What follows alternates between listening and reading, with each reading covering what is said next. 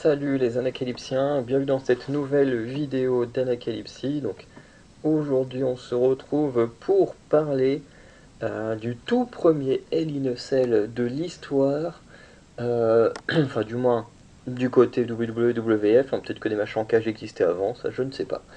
Mais en tout cas le premier Hell in a Cell concerne Shawn Michaels et l'Undertaker, un match qui aura lieu à Bad Blood enfin plutôt In Your House Bad Blood en 1997, à l'époque où la WWE s'appelait encore la WWF. Euh, et de ce que j'ai lu sur la construction du match, c'est que il y a eu un match de championnat entre l'Undertaker et Bret Hart avec Shawn Michaels en arbitre spécial.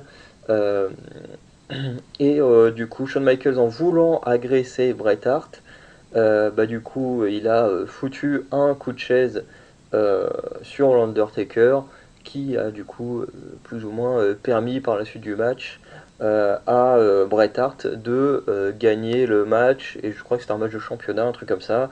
Donc, ça a créé cette rivalité entre Shawn Michaels et l'Undertaker dans un match de cage. Du coup, c'est un Hell in a Cell que personnellement je trouve pas trop mal. C'est pas mon préféré, mais c'est pas le plus mauvais. Voilà. Je veux dire, pour moi, parmi ceux que j'aime le moins, il y a le Randy Orton, Drew McIntyre, là, durant la période Covid. Ce Hell in a Cell, il était infâme. Franchement, c'est peut-être un des Hell in a Cell sur lesquels je suis le plus ennuyeux. Le Hell in a Cell, Mankind, Undertaker, pareil, je suis pas fan de celui-ci. Hein, tout ce qui se passe est juste hyper dangereux et complètement inconscient. Franchement, je suis pas du tout fan. En plus, c'est très lent parce que t'as toutes les chutes dans le vide de Mankind et tout. Enfin bref, j'ai vraiment beaucoup de mal avec ce match. Par contre, à côté de ça, parmi ceux que j'aime le plus, on a le Roman Reigns Jey Uso, certes très lent, mais pour l'histoire racontée, en fait, c'est surtout l'histoire qui est bien plus que le catch, hein, j'avoue, dans ce match. Le Cody Rhodes, Seth Rollins, pareil, Cody Rhodes est hyper inconscient sur ce qu'il fait, mais le match, il est quand même très très bon. Même si la fin, je la trouve un peu nulle. Enfin, je veux dire, Cody Rhodes, il a un bras pété et puis il arrive à abattre avec un seul bras l'un des meilleurs catcheurs au monde. Enfin, je veux dire, c'est quand même un peu abusé, mais bon, le match est quand même très bon. Euh, Il y a Bayley Sasha Banks qui est incroyable comme Bayley Nussel. Et je pense mon petit préféré, qui date un peu quand même, c'est l'Undertaker contre Triple H avec Shawn Michaels comme arbitre spécial. Pareil, le catch, l'histoire racontée, il y a tout dans le même match et c'est juste incroyable entre Shawn Michaels qui se dit est-ce que je dois tricher pour mon meilleur ami, est-ce que je dois juste être juste et empêcher Triple H de tricher contre, contre l'Undertaker quand il veut utiliser son slam jammer et tout ça, enfin bref. Euh, pour moi, Triple H, Undertaker avec Shawn Michaels en arbitre spécial, pour moi c'est peut-être le meilleur Hell in a Cell que j'ai vu dans ma vie. Et celui-ci, il se place plutôt dans la moyenne. Voilà, il n'est pas excellent, mais en même temps, il n'est pas mauvais. Et en même temps, ben, ça reste le tout premier, donc c'est logique qu'on n'ait pas tout ce qu'on connaît aujourd'hui avec tous les objets de sortie à droite à gauche, le côté un peu hardcore et tout. C'est logique qu'on l'avait pas dans le tout premier, parce que fallait innover. Même si le tout premier va quand même déjà mettre en place ce truc de monter sur le toit de la cage et tout ça. Donc, pour l'histoire du catch, enfin du match, on a d'abord Shawn Michaels qui fait son arrivée en étant le champion WWF European Championship. Et par la suite, on a l'entrée de l'Undertaker qui est une version autre que celle que moi j'ai connue quand j'étais enfant, hein, parce que en 97 j'avais 2 ans, il y a 2 ans je regardais pas le catch. Voilà, c'est pas celui des années 2000, enfin je vais dire fin 2000, parce que moi j'ai surtout commencé à regarder dans ces années-là, voilà, avec le grand manteau, le chapeau, tout ça, voilà, c'est pas ce style-là, mais bon, ça reste le même personnage. Du coup, On a quand même un début de match où l'Undertaker va exploser Shawn Michaels, mais vraiment, c'est une punition. Il le punit, mais de manière bien, bien propre et nette, que ce soit sur le ring, ça va aller un peu à l'extérieur du ring. Il y a un moment, il le prend dans ses bras, il te l'explose entre, vous savez, les quarts de la cage, puis le poteau du coin de ring, et puis le quart de la cage, le coin de ring, paf paf, il lui explose le dos, enfin bref, c'est totalement une domination, une punition de l'Undertaker sur Shawn Michaels, qui va quand même à deux trois reprises un peu reprendre le dessus, mais jamais suffisamment. C'est-à-dire que il y a un moment donné, par exemple, l'Undertaker, il le prend pour faire une sorte de powerbomb ou un truc comme ça à l'extérieur du ring. Et ben, Shawn Michaels, voilà, il s'accroche à la cage, il envoie plein de petites droites rapides sur Undertaker, mais très rapidement l'Undertaker il reprend le dessus et ça fonctionne comme ça deux trois fois sur le début du match, mais l'Undertaker il garde le dessus très clairement et du coup il y a un moment donné où Shawn Michaels il va reprendre réellement la main sur le match. Alors je sais plus comment Shawn Michaels il reprend le dessus dans ce match, mais globalement il y arrive. Et pareil, on passe sur une petite domination de Shawn Michaels qui lui va plus être dans la voltige avec une descente du coude en grimpant de 1 ou 2 mètres au niveau de la cage à l'intérieur où il va faire un dive à l'extérieur où bah, du coup l'Undertaker se fait exploser à travers la cage. Il va y avoir ce saut pareil du troisième, enfin du coin, globalement du haut du coin vers l'extérieur sur Undertaker. Puis il y a les coups de chaise. Il y a ce moment où il prend l'escalier pour frapper l'Undertaker dans le dos avec l'escalier. Bref, c'est vraiment très très cool.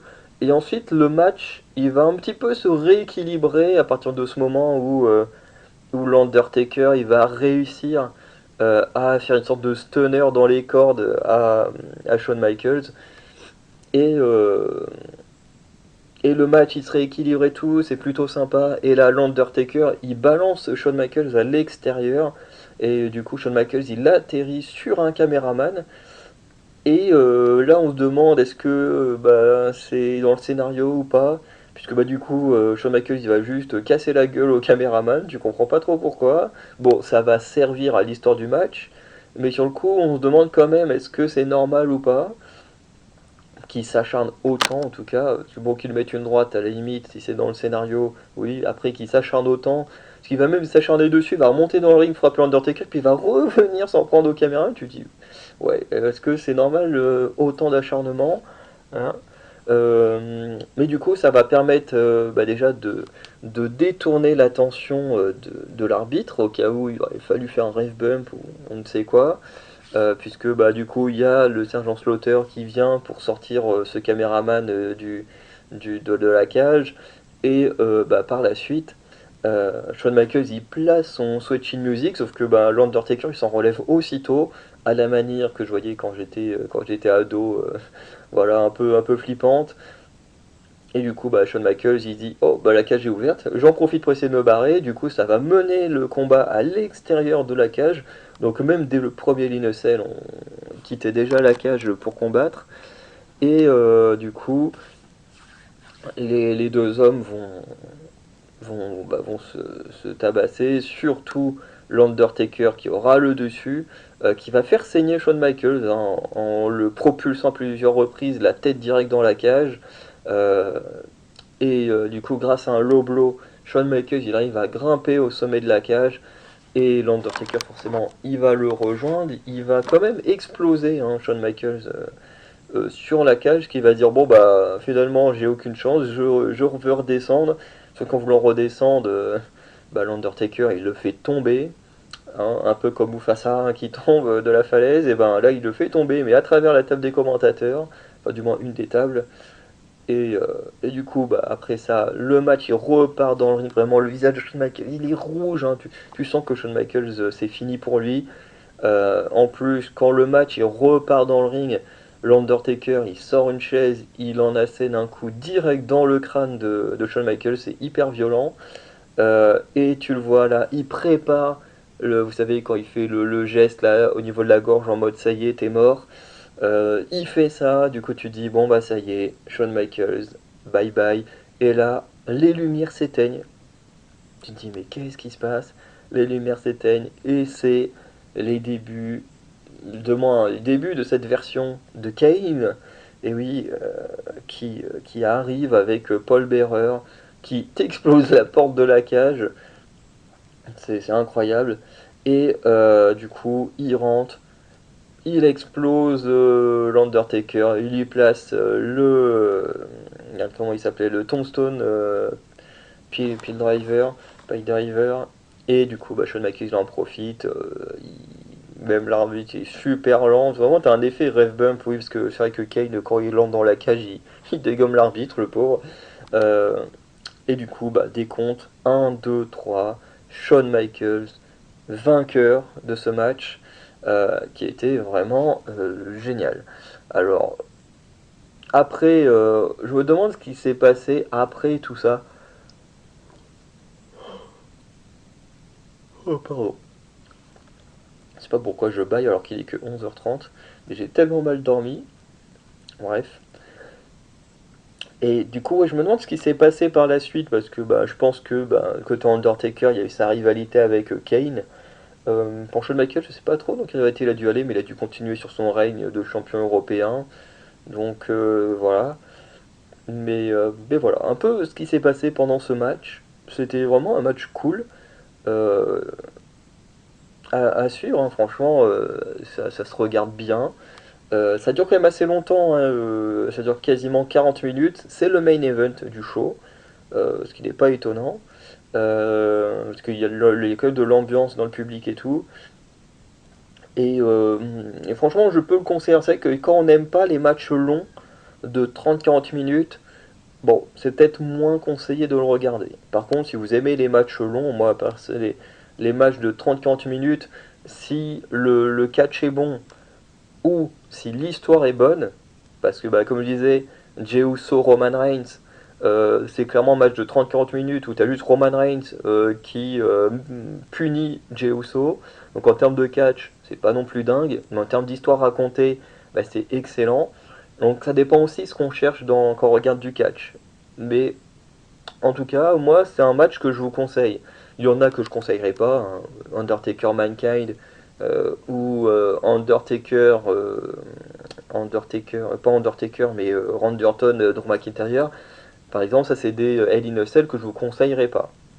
Mais celui-là, comme je disais, fait pas partie de mes préférés, mais je le trouve suffisamment bon bah, pour vous dire, c'est le tout premier, allez le voir. On a déjà les prémices bah, de ce qui va se passer plus tard, hein. On a déjà le fait de monter sur le toit de la cage, on a déjà le fait d'utiliser des objets. Bon là on n'utilise que les escaliers et une chaise, mais on a déjà vraiment tous les petits prémices bah, de ce qui fera plus tard le succès de certains Hell in a Cell.